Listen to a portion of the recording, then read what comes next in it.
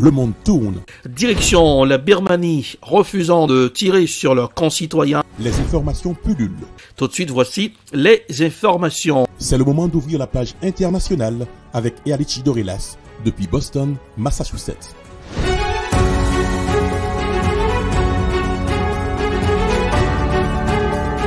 Mesdames, Messieurs, bonsoir. Ravi de vous retrouver ce lundi après 2 semaines de vacances.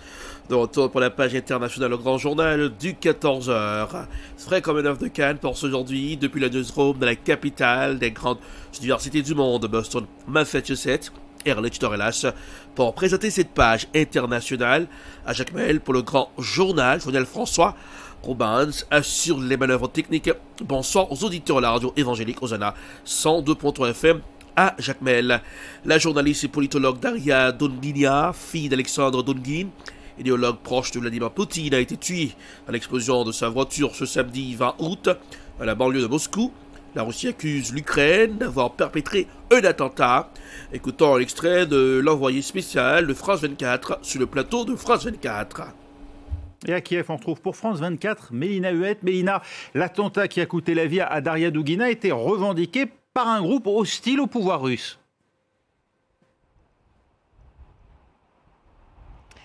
Oui, tout à fait. En tout cas, c'est sur les réseaux sociaux, ici essentiellement Telegram, qui est un canal privilégié en Ukraine, qu'un groupe assez obscur qui se fait appeler la NRA en anglais, l'armée nationale républicaine, et qui a revendiqué donc cette attaque et qui se présente comme, je cite, des néo-partisans russes qui se positionnent contre la politique du Kremlin, contre l'invasion en Ukraine, contre ce qu'ils appellent la guerre entre les peuples slaves, et qui, dans un communiqué traduit en anglais sur Twitter notamment, revendique cette attaque. Alors du côté de l'Ukraine et des autorités ukrainiennes, eh bien personne ne revendique, en tout cas nie totalement être à l'origine de cette explosion.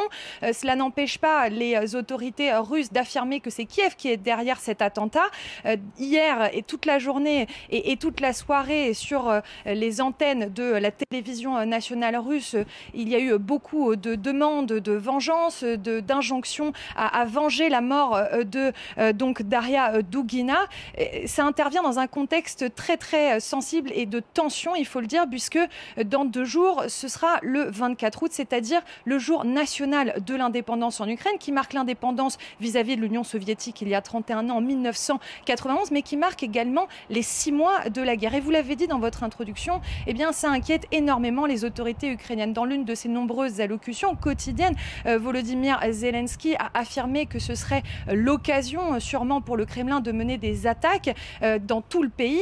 Et puis il y a une autre chose qui inquiète le régime ukrainien, c'est la tenue d'un procès. Les autorités russes seraient en train d'organiser à Mariupol, dans cette ville qu'ils occupent depuis plusieurs mois, le procès de prisonniers de guerre. Souvenez-vous, les prisonniers de l'usine Azovstal. C'était des soldats ukrainiens qui ont tenu un siège pendant 3 mois avant de se rendre et d'être faits prisonniers et d'être mis derrière les barreaux par les autorités d'occupation russe dans le sud et dans le sud-est de l'Ukraine. Eh bien, des images ont été diffusées sur les réseaux sociaux du théâtre national, du théâtre de la ville, de Mariupol, transformé complètement avec des cages immenses en vue de ce procès qu'ils appellent un simulacre de justice du côté ukrainien. Et Volodymyr Zelensky l'a dit il y a 2 jours, si la Russie organise ce procès le jour de la fête nationale ukrainienne, alors là, il sera impossible pour l'Ukraine d'accepter, d'envisager des pourparlers pour la paix,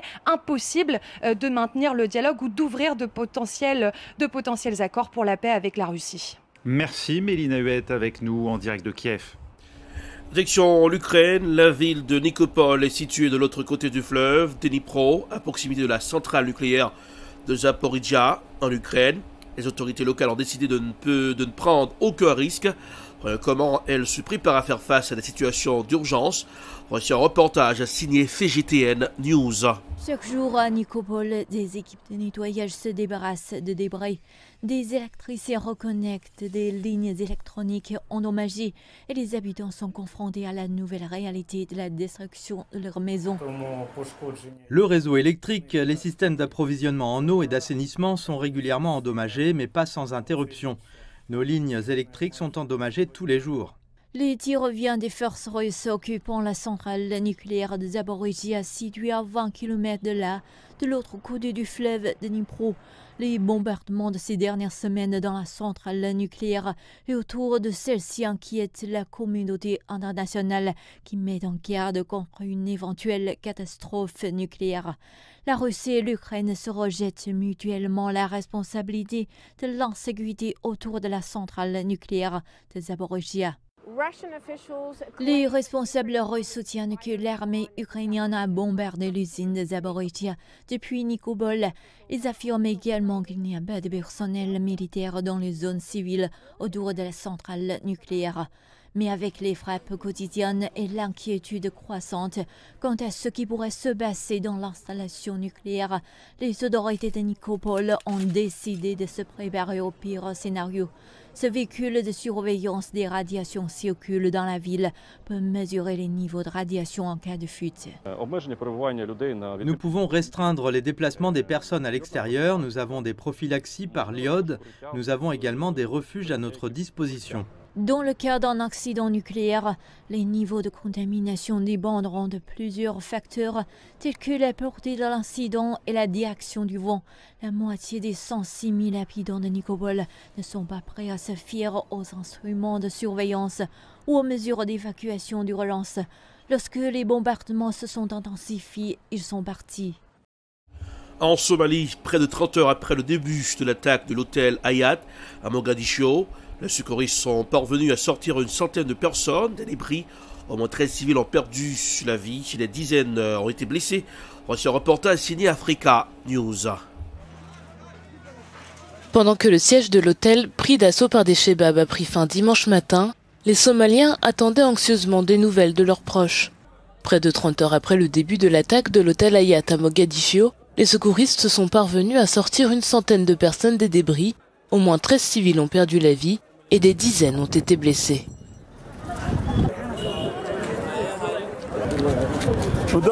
Pendant les opérations, les agences de sécurité se sont concentrées sur le sauvetage des citoyens piégés et ont réussi à sauver plus de 106 personnes, dont des enfants et des femmes. Le bâtiment de l'hôtel a subi d'importants dégâts lors de la fusillade entre les forces somaliennes et les djihadistes d'Al-Shabaab, entraînant l'effondrement de certaines parties et prenant au piège plusieurs personnes.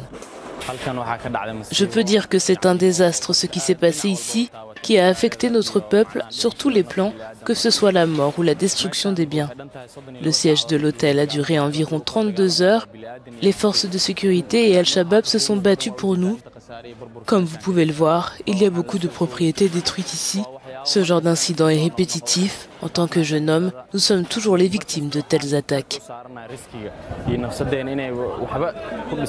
L'attaque est la plus importante à Mogadiscio depuis que le nouveau président somalien Hassan Sheikh Mohamud a pris ses fonctions en juin dernier. Il a souligné le défi que représente la tentative d'écraser les 15 ans d'insurrection du groupe militant islamiste Al-Shabaab.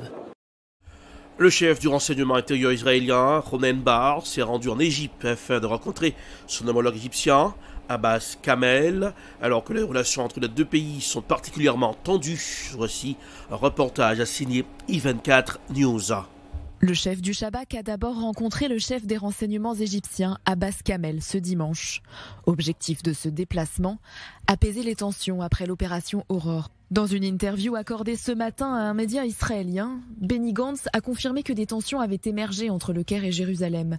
Mais le ministre israélien de la Défense se veut rassurant. Pour lui, ces relations s'apaiseront, car cela reste dans l'intérêt des deux pays. Parmi les sujets évoqués entre le chef du Shabak et le chef des renseignements égyptiens, la situation dans la bande de Gaza et les demandes des Égyptiens de libérer les détenus du djihad islamique afin d'établir l'accord de cessez-le-feu. Comme c'est régulièrement le cas, l'Égypte avait assuré le rôle de médiatrice pour mettre fin au conflit avec le djihad islamique. Selon certaines informations, le Caire avait demandé à Jérusalem une certaine retenue dans ses opérations. Mais Israël a poursuivi sa pression militaire en Cisjordanie après le cessez-le-feu. Une conduite que le Caire a peu appréciée. Conséquence, le chef des renseignements égyptiens a décidé d'annuler une visite en Israël prévue dans les jours suivant l'opération. Après le cessez-le-feu, le Premier ministre israélien Yair Lapid s'était entretenu avec le président Abdel Fattah al-Sisi. Il l'avait remercié de son intervention et avait souligné le rôle très important du Caire dans le maintien de la stabilité et de la sécurité régionale. Le 1er août, Tsahal avait arrêté l'un des chefs du djihad islamique palestinien, Bassem al-Saadi, à Jenin. Les autorités israéliennes se sont préparées à des représailles dans les zones frontalières de la bande de Gaza, où le groupe terroriste est bien implanté. Le trafic ferroviaire au sud d'Ashkelon avait été suspendu et plusieurs routes avaient été fermées. Le vendredi 5 août, l'opération Aurore avait été déclenchée après l'élimination ciblée d'un autre chef du djihad islamique, Taïsir al-Jabari. Plus de 1100 roquettes avaient été tirées vers le territoire israélien. En riposte, Tsahal avait visé des positions du groupe terroriste. Grâce à la médiation égyptienne, un cessez-le-feu avait été obtenu le 8 août. Mais quelques jours plus tard, la détention du chef du djihad islamique Bassem al-Saadi avait été prolongée au moins jusqu'au 26 août. Que se passe-t-il dans le monde? Nous allons retrouver le confrère de Canal 10. Lorsque l'histoire nous révèle que l'humanité a toujours vécu de la paix jusqu'à l'arrivée des 20 ans de guerre qui vont créer une véritable rupture. Quelle est l'origine de la guerre dans l'histoire de l'humanité? Écoutons un extrait de l'émission avec le professeur Omotande. On a, je dirais, une espèce de schisme dans l'histoire de l'humanité avec un avant et un après. Et c'est surtout ça qu'il faut arriver à comprendre. Parce que lorsqu'on regarde les documentaires qui sont présentés, les civilisations sont présentées comme des civilisations violentes depuis la nuit des temps, alors que c'est faux. On voit notamment au niveau de l'Égypte toutes les bêtises qu'on a pu raconter, par exemple les conflits entre Nubiens et Égyptiens, alors qu'on sait très bien qu'en Nubie, dans les mêmes tombes, vous avez des sépultures d'Égyptiens, des sépultures de Nubiens, et qu'on a trouvé même dans la même tombe l'armée nubienne, l'armée égyptienne. C'est-à-dire que on bâtit des choses, et puis il y a la maths. L'idée de la sagesse, harmonie, bonté, une maths ne peut pas émerger dans une civilisation violente. La preuve, c'est que nulle autre civilisation n'a repris l'idée de l'idéal de la maths, qui était vraiment le fondement même de la civilisation égyptienne au niveau de sa spiritualité et sa philosophie. Donc il y a des incohérences qui sont relativement flagrantes, mais c'est vrai que l'occidental, il raconte l'histoire entre occidentale. C'est-à-dire on se réunit entre blancs et on raconte l'histoire des Indiens, l'histoire de tout le monde. Et les théories sont scabreuses. Lorsqu'il y a, je dirais, confrontation avec, je dirais, l'autochtone, c'est là que l'autochtone qui a enfin la possibilité de parler dit mais qu'est-ce que vous racontez? On cache beaucoup aussi les effets de la quête de l'armement suprême, c'est-à-dire tous les tests qui ont été faits pour la bombe atomique et autres un peu partout, même au pôle Nord. Et on n'en parle pas beaucoup. Et pourtant, il y a eu des choses quand même relativement graves où des gens ont débarqué du jour au lendemain et ont commencé à agresser la biodiversité des habitants d'un territoire et, je dirais, sans se soucier de l'après. Donc il y a toutes ces choses-là qui sont cachées, mais il y a eu véritablement un début. Et c'est surtout sur ce début-là que je souhaite vraiment insister. Alors c'est pour ça que je rappelle que j'ai fait un ouvrage qui s'appelle Pélagia. Pélagia, c'est l'histoire africaine de l'Europe. Parce qu'il faut savoir que le continent européen, à l'époque où il était peuplé de Noirs, s'appelait Pélagia. Et Europe est la fille d'un roi africain. Agénor, et c'est Cadmos, son frère, qui a porté l'écriture, non pas aux Européens qui étaient là, mais aux Noirs qui vivaient là.